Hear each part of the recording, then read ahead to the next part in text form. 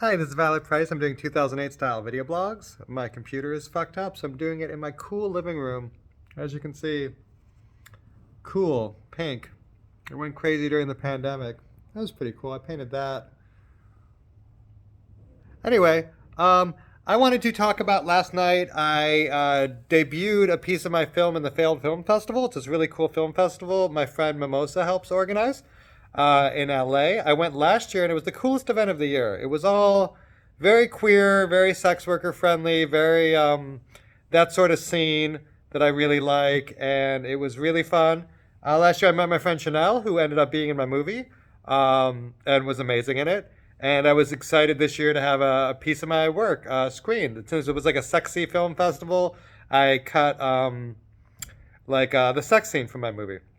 As I thought I'd debut it there. I was really excited about it. I did not find out till today that it was not like the main. It was not on the big screen. There was like a big film festival, and then everyone was excited about, which I thought I was in. But then I was on like a little TV set in a little curtained off area, and you could like go in there and put headphones in and watch it, but it was on like loop with other movies, so you had to like just wait for other movies to play, so you didn't know when it was going to play. um anyway, I invited like 20 people to come see it, and I was very delighted to be part of the festival. It was really cool, but I did not know that I was going to be like premiering on a TV set that was smaller than my house. Like people are like, oh, where can we see your movie? And I'm like, I'd rather see it in my house than here because this is like very loud, and it just wasn't like a good environment. It wasn't as good an environment as my living room. It was very distracting, and you could also hear the main movies on the big screen playing. So yeah, like it was. I was very delighted to be involved. I wish I would have. I don't know if I would have premiered it. Because it's like a big deal. It's my big movie. I wouldn't premiere it. I wouldn't have premiered it if I know it was gonna be on a little TV in a corner as like a side traction. I mean, that's just. But I mean, that said, I had a really good night tonight. I have so many friends now. I've been trying really hard to build a community um, for years now. Like just to like make friends and connect with people and like connect with the right people. When I first started transitioning, I was friends with anyone. Who I related to, anyone in my community. But very quickly you learn that that is a way to bring toxic people into your life. So I was talking about this about my girlfriend and I, one of my girlfriends, and we were saying that we've learned a lot about building your community and being careful about who you let into your life. Um, just like a real important lesson when you're around a lot of people who may or may not be the people you want in your life. So anyway, but like it was so great. There were so many people there, and I felt like very cool to be honest. Like there were so many cool people who wanted to like, I like didn't feel like I had enough time for everybody. It was a really fun experience. And afterwards, we went to karaoke, and that was so fun. There were like 15, 20 of us. We took over a Thai restaurant. I did a They Might Be Giants song. I was so excited. I usually do the same couple songs, but I saw they had like deep cut, like John Henry album tracks. And I did She's an Angel, which is like my favorite song, but it was one of those karaoke moments where as soon as the song starts playing, you're like, oh, I don't know this song. Like this song isn't in my range. I haven't been practicing. I'm not prepared to do this song. And then like, oh, now I have to finish it because I'm on stage. So like I did like an okay performance, but like it wasn't. I should have done a song I know. Next time I'm gonna do.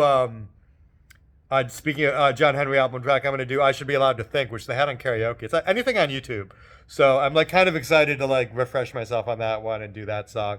Doing like deep cut "They Might Be Giants" karaoke is my dream come true, and the fact that they have like so many weird John Henry tracks, especially, is very exciting. So I'm looking forward to. I think Monday we're doing karaoke again. I'm really excited about that. I just want to check in because it was like a film moment. I try to like update film stuff. I use that as sort of the what inspires me to do a blog. Also, when my makeup is looking good, and I think it's looking pretty decent, even though it is now 5 in the morning, 6 in the morning. I stayed up on Spaces all night. I was talking to my friend Riley. Hi, Riley. Riley is also a YouTuber, and I miss in like videos when you had so few followers and you were okay with it that you could just like directly address your audience. And I want to say like Riley, like it has been such a delight getting to know you lately. It's nice to know someone else who's into YouTube and someone else who likes to chat and somebody who makes me smile. I think you're a really cool person, and getting the 2008 YouTube experience. Uh, what up? I just wanted to say hi. Um, Other than that, yeah, I stayed up all night with my friend Billy and Myra, and it was really cute. And I've been having, as far as my movie's going, a little update on that. We've run into like a little money problems without getting too into it. PM me if you want all the like dirty deeds. But we've been a little shy of the money because one of our producers had an unexpected problem, and it has sort of held up getting editing done, even though we are like weeks away from my movie being in the can. It's funny, I'm so used to talking with my hands. If I cut up my hands out of the frame, I feel like I'm not talking. Um, what's it called? Oh yeah, we're like weeks from having the thing done. I have a cut that I've been showing people. That's been really interesting. I've had people seeing my movie for the first time, and I showed it to my friend Billy. And after the movie, I said, "What was the movie about? Tell me, like, because I don't like it's a rough edit. I don't even know if like what comes across, what's been lost. There've been so many writing and so many like evolutions of it. Like it's very interesting to me to know what people see. Um, and I was very delighted that they said some things about it that were very insightful and like very like deep themes. They were like, "Oh, I think this character like blah blah blah blah blah," and a lot of stuff that was like, "Oh my god, like."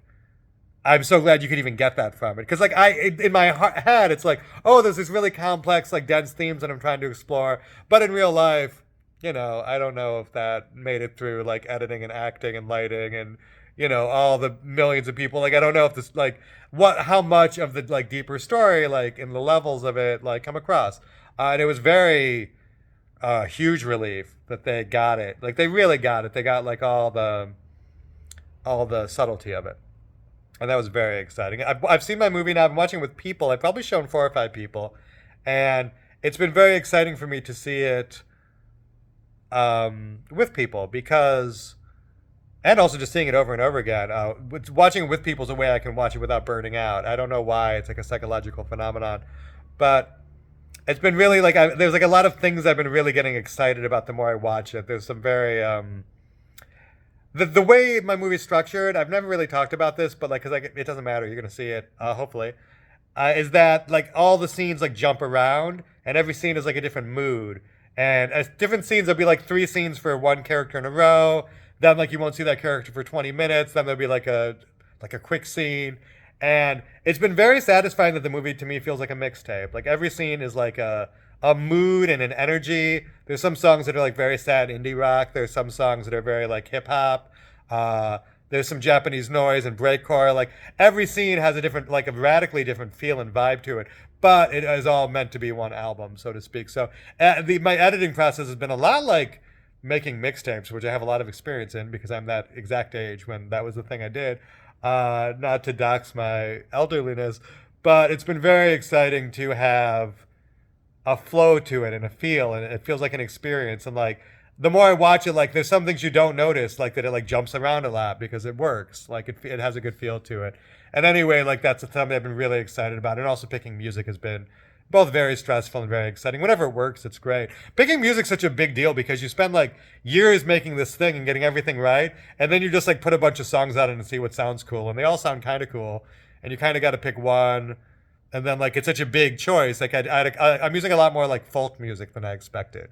It's very indie rock, Wes Anderson-y moments, and that's like a huge commitment to make. But you have to commit to something, and it's cool, and I like it. So the music has become a really exciting process. Anyway, I don't want to go too long, especially because I feel like I'm at a weird angle, so I'm not delivering my absolute best video blog performance. I'm giving like a good B minus, which is solid. I look so cute tonight. I love this dress. I've been rocking it pretty often lately, doing the purples. That's kind of cool options. Anyway, thank you for watching my video blog, and I don't know if I'll even upload this, but I thought I'd do one before I went to bed. Love you. Kisses. Bye.